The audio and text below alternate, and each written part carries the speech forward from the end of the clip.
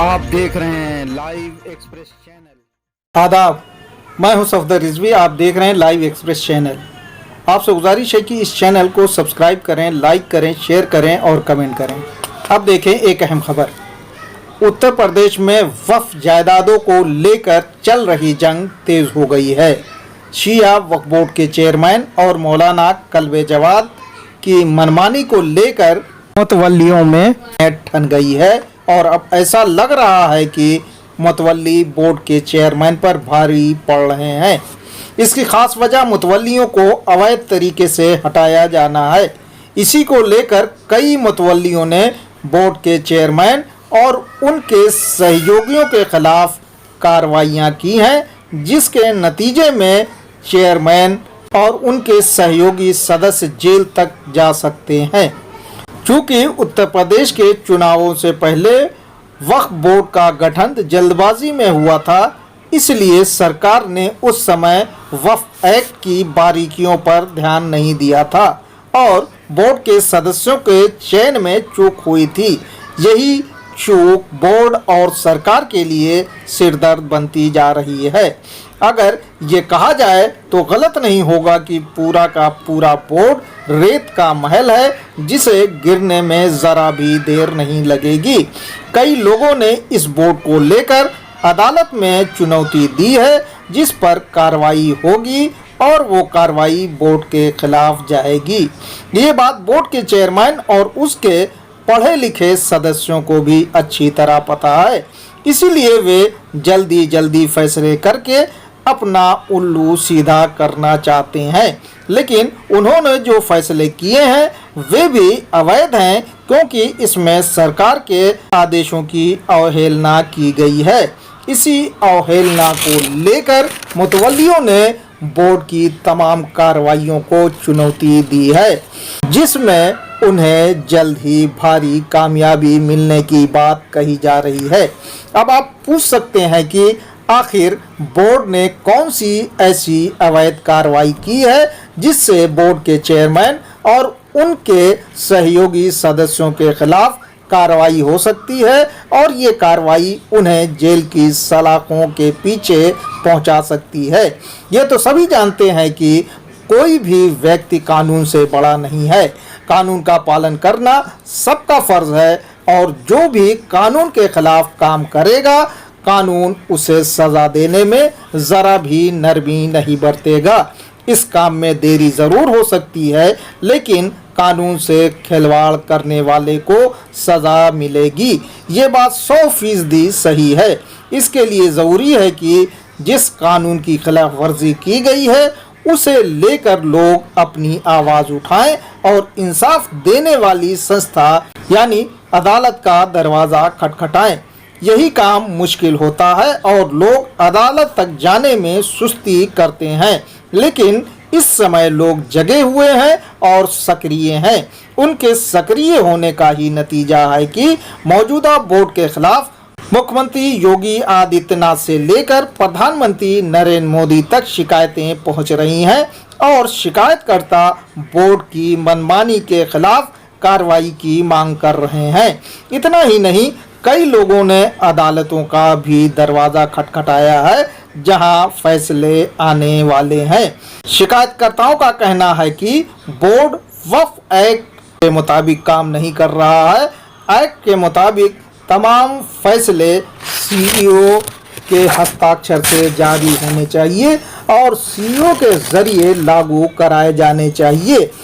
शासन का आदेश साफ कहता है कि अगर सीईओ की जगह कोई दूसरा हस्ताक्षर करता है तो उसके खिलाफ एफआईआर कराई जानी चाहिए।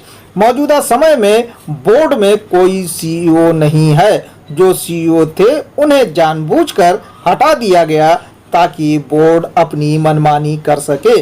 इसी को लेकर वक्फ सज्जादिया के मुतवल्ली अस्करी एडवोकेट ने थाना हजरतगंज में बोर्ड के चेयरमैन अली जैदी व बोर्ड के अन्य सदस्यों के खिलाफ एफआईआर करने की अर्जी दी है, लेकिन अभी तक एफआईआर नहीं लिखी गई है।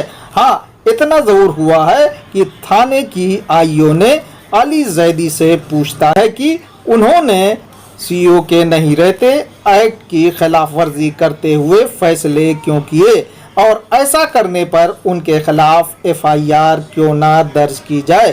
चेयरमैन ने अपने बचाव के लिए जो दलीलें दी हैं वो शासनादेश के खिलाफ है, इसीलिए जल्द ही बोर्ड के खिलाफ एफआईआर दर्ज होने वाली है। अस्करी एडवोकेट का कहना है कि अगर थाने में उनकी एफआईआर दर्ज नहीं हुई तो वे अदालत का दरवाज़ा खटखटाएंगे और एफआईआर दर्ज करने की मांग करेंगे।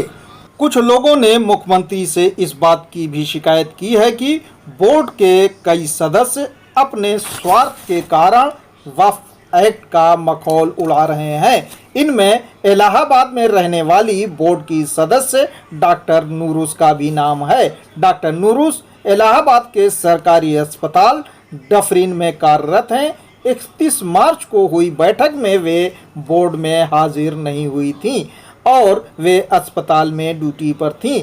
इसके बावजूद बताया जाता है कि उन्होंने बोर्ड की बैठक से संबंधित ज़रूरी कागजात वो फैसलों पर अपनी सहमति देते हुए हस्ताक्षर किए हैं, जबकि वक्फ एक्ट में ऐसा कोई प्रावधान नहीं है कि जो सदस्य बैठक में गैर हाजिर रहे वो बाद में कागजात पर हस्ताक्षर कर सके। लोगों का कहना है कि उन्होंने ऐसा इसलिए किया ताकि चेयरमैन उनके भतीजे को इलाहाबाद के वक्फ वजीर जान का मुतवल्ली बना दें। उनका ये निजी स्वार्थ उन्हें नुकसान पहुंचा सकता है और उनके खिलाफ कानूनी कार्रवाई हो सकती है। कई सदस्य बताते हैं कि चेयरमैन ने डॉक्टर नूरुस से इस तरह की गलत कार्रवाई इसलिए करवाई क्योंकि अगर वे गैर हाजिर रहती तो शायद कोरम पूरा नहीं होता। इसीलिए चेयरमैन अली जैदी ने कागजात को उनके घर इलाहाबाद भेजा और उनसे पैक डेट में हस्ताक्षर करवाए। बताया जाता है कि चेयरमैन ने ऐसा डॉक्टर नूरुस से बदला लेने के लिए किया, इसीलिए वे हस्ताक्षर लेने के बाद लोगों को डॉक्टर नूरुस के हस्ताक्षर दिखा रहे हैं।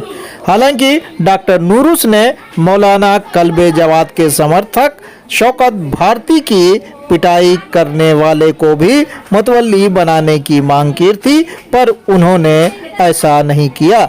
इस बैठक में बहुत से विवादित फैसले लिए गए हैं, इसलिए हस्ताक्षर करके डॉक्टर नूरुस फंस गई हैं और अब लगता है कि चेयरमैन ने इस कहावत को याद दिला दिया है कि हम तो डूबेंगे सनम, तुमको भी ले डूबेंगे। इस बैठक में जिन मुतवल्लियों को हटाया गया है वे बोर्ड के फैसले को मानने के लिए तैयार नहीं है और ज़्यादातर कोर्ट से इंसाफ की मांग करने के अलावा बोर्ड के चेयरमैन और उनके सहयोगियों के खिलाफ कार्रवाई करने की मांग कर रहे हैं।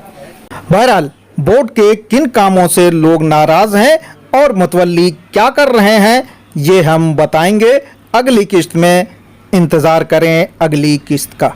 आपसे गुजारिश है कि इस चैनल को सब्सक्राइब करें, लाइक करें, शेयर करें और कमेंट करें।